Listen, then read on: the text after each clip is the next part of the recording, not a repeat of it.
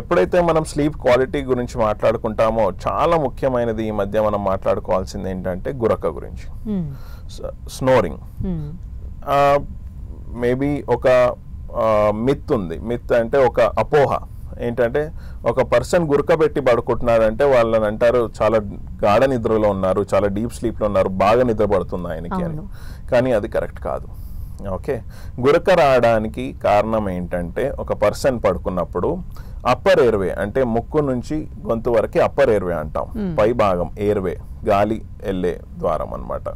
అక్కడ ఏమన్నా ఆ ఎయిర్వేలో అబ్స్ట్రక్షన్ ఉన్నట్టయితే ఆ పర్సన్కి గురక వస్తుంది. సో ఆ పాత్వేలో అడ్డులు ఉన్నాయి, అడ్డంకి ఉన్నప్పుడు ఆ ఎయిర్ సరిగ్గా వెళ్ళదు, దానివల్ల వైబ్రేషన్స్ వల్ల అక్కడ సౌండ్ వస్తుంది, దాన్ని గురక అంటారు. కొంతమందికి ఆ గురక వల్ల సమస్య ఉండదు, దాన్ని ప్రైమరీ స్నోరింగ్ అంటారు. ఓకే, సో వాళ్ళకి నైట్ అప్పుడప్పుడు గురక వస్తుంది, అప్పుడప్పుడు రాదు, అండ్ నెక్స్ట్ డే వాళ్ళు యాక్టివ్గానే ఉంటారు, దాన్ని ప్రైమరీ స్నోరింగ్ అంటారు.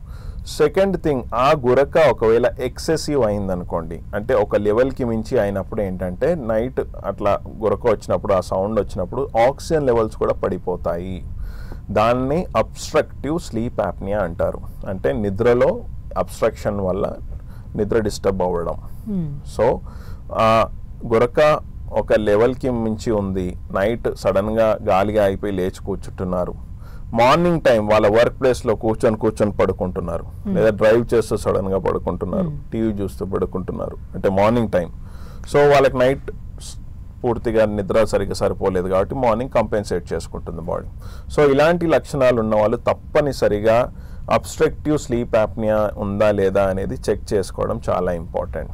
సో పల్మనాలజిస్ట్ లేదా ఈఎన్టీ స్పెషలిస్ట్ని కలిసి ఈ డిజీజ్కి తగిన టెస్ట్లు చేయించుకొని ట్రీట్మెంట్ తీసుకోవాలి, లేకపోతే చాలా కాంప్లికేషన్స్ ఉంటాయి. ఓకే, అయితే గురక చిన్నగా పెట్టినా పెద్దగా పెట్టినా అది ప్రాబ్లమాటిక్ అంటారా ఒక హ్యూమన్ బాడీకి? ఎస్, అదే.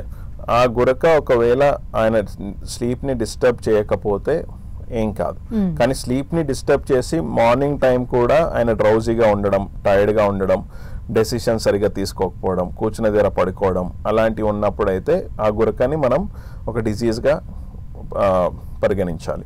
అండ్ ఎట్లా పసిగట్టాలి అంటే ఎట్లా టెస్ట్ చేయాలి దీన్ని? ఒకవేళ ఈ సిమ్టమ్స్తో ఒక పేషెంట్ వచ్చినట్టయితే మా దగ్గరికి మేము స్లీప్ స్టడీ అనే ఒకటి చేస్తాం. ఎట్లాగైతే మనకి ఇప్పుడు బీపీ ఎంత ఉంది చెక్ చేసుకోవడానికి బీపీ మెషిన్ ఉందో, షుగర్ కోసం షుగర్ మెషిన్ ఉందో, అలాగే నిద్రకి కూడా ఒక చిన్న మెషిన్ ఉంది, దాంట్లో మీ నిద్ర రికార్డ్ అవుతుంది. నైట్ ఆ చిన్న మెషిన్ మీకు అటాచ్ చేసి పడుకోబెడతారు మిమ్మల్ని, అప్పుడు నైట్ అంతా రికార్డింగ్, ఎర్లీ మార్నింగ్కి ఒక రిపోర్ట్ వస్తుంది. సో మీరు ఎంతసేపు పడుకున్నారు, క్వాలిటీ బాగుందా మీ స్లీప్ది, ఎన్నిసార్లు గురక పెడుతున్నారు, ఆ గురక వల్ల మీ ఆక్సిజన్ లెవెల్స్ తగ్గాయా, తగ్గితే నెక్స్ట్ ట్రీట్మెంట్ ఏంటి, తగ్గలేదు అంటే ఓకే నార్మల్ గురకనే అన్నట్టు మనం పరిగణించవచ్చు. సో దీన్ని స్లీప్ స్టడీ అంటారు, పాలిసోమ్నోగ్రామ్ అంటారు. సో ఇలాంటి లక్షణాలు ఉన్న వాళ్ళు స్లీప్ స్టడీ చేసుకొని ఓఎస్ఏ ఉందా లేదా మనం నిర్ధారించవచ్చు. ఓకే, అంటే గురకని ఎంత సీరియస్గా తీసుకోవాలి అనే విషయానికి సంబంధించి ఈ మధ్యకాలంలో సినిమాల్లో కూడా చూస్తున్నాము. సో యాక్చువల్లీ గురక అనే దాని గురించి పెద్దగా పట్టించుకోరు, వస్తుంది అయినా నిద్ర పడుతుందిలే అనుకుంటాము. బట్ ఫ్యామిలీస్ డిస్టర్బ్ అవుతూ ఉంటాయి, వాళ్ళ నిద్ర డిస్టర్బ్ అవుతుంది. సో గురక అనే సమస్య గురించి డాక్టర్ని కన్సల్ట్ అవుతున్న వాళ్ళు ఉంటున్నారా డాక్టర్?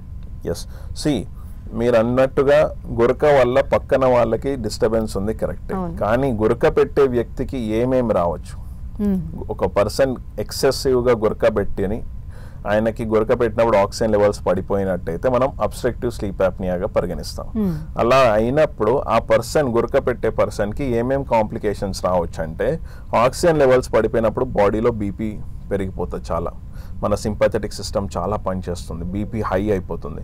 ఆక్సిజన్ తగ్గిపోతే హార్ట్కి ఆక్సిజన్ తగ్గిపోతుంది, హార్ట్ అటాక్స్ వచ్చే ఛాన్స్ ఉంటుంది.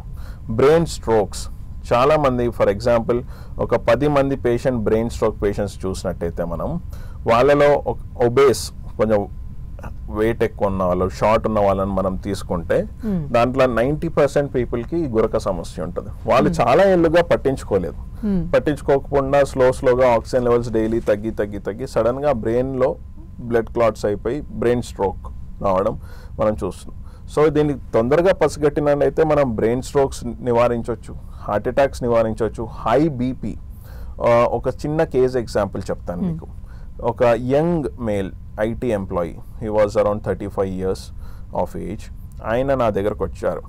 ఆయన ఒక మా జనరల్ ఫిజిషియన్ రిఫర్ చేశారనమాట. తనకి ఏమైంది, ఆయన బీపీ ఎప్పుడు 180 కంటే ఎక్కువే ఉండేది. 3 బీపీ టాబ్లెట్స్ పెట్టినా తగ్గట్లేదు. సో తనని హిస్టరీ అడగగా తను చెప్పింది ఏంటంటే, సార్ నేను మా వైఫ్ చాలా కంప్లైంట్ చేస్తుంది, నేను గురక ఎక్కువ పెడుతున్నానని. సో ఇదేమన్నా రీజన్ అన్నట్టు తను అడిగాడు. అప్పుడు తనకి ఆ ఫిజిషియన్కి స్ట్రైక్ అయ్యి తను నా దగ్గరికి పంపించాడు. అబ్స్ట్రక్టివ్ స్లీప్ యాప్నియా అంటే నైట్ పడుకున్నప్పుడు ఈ గురక పెట్టడం వల్ల ఆక్సిజన్ పడిపోయి బాడీ స్ట్రెస్ అయిపోయి బీపీ పెంచుతూ ఉంది.